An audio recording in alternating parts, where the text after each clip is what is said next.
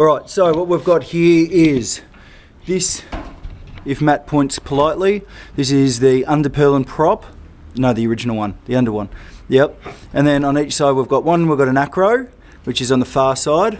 And then we've got one close to Matt, which was Matt's idea. I think it was a great idea, just to pick up that weight off that hip. As you can see down here, we've got a hip that comes all the way up. There's a lot of weight. I mean, you've got two, if I can get around the other side, it might be too dark, but you can see that we've got two roofs coming into one. So you've got a valley above that hip.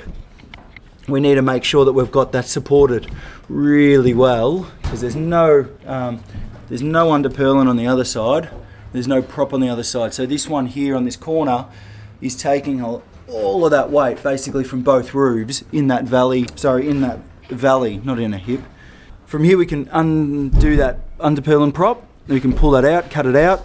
Then what we're going to do is stick our new engineered beam up here along where all of the ends of these joists are, over the top of that wall plate. And then we're going to stick a new underpurlin prop in, taking all of that weight. Then we'll take those prop supports out. And we should then be right to re-insulate this whole roof space.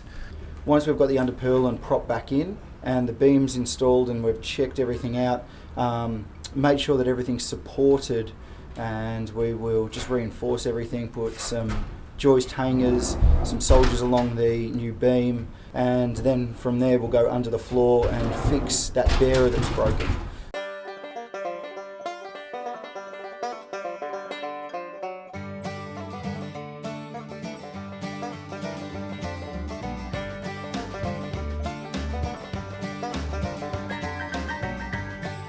That we need to look for make sure all the structure's okay. You can see here we've got more borer damage that's just peeling away. So we'll laminate another piece of timber to the side of that as well, all the way through, just to make sure we've got that right over the edge of this room, which is the living room.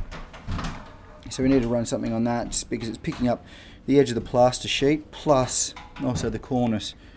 You can already see that the sheet's dropped substantially.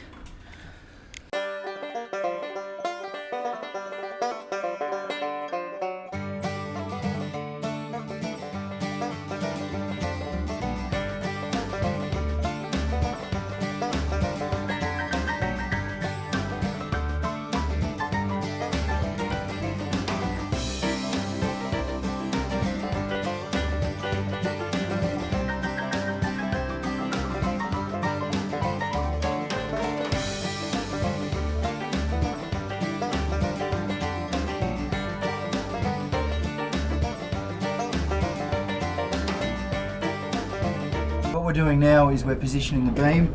We have got it over the top of the wall plate. The wall plate runs all the way through, front to back, or if you want to get technical, east to west. What we're going to do is we've got an underpurlin prop.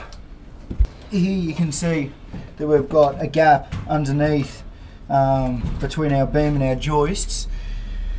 One way that we can do this is we actually cut all of our joists and then drop the beam onto the wall plate.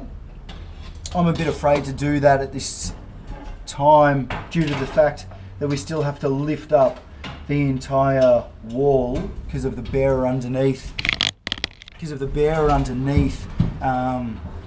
Being snapped and full of borer. So my idea is to actually herringbone prop this, or herringbone this. So what we do is we put a piece of timber on the angle coming down on both sides and at each end, leaving it central over the wall, and then I'll just put a couple of soldiers at this end, a couple of soldiers at that end.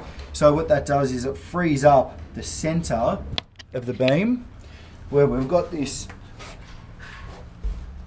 huge gap underneath, and then we'll lift this whole wall structure up.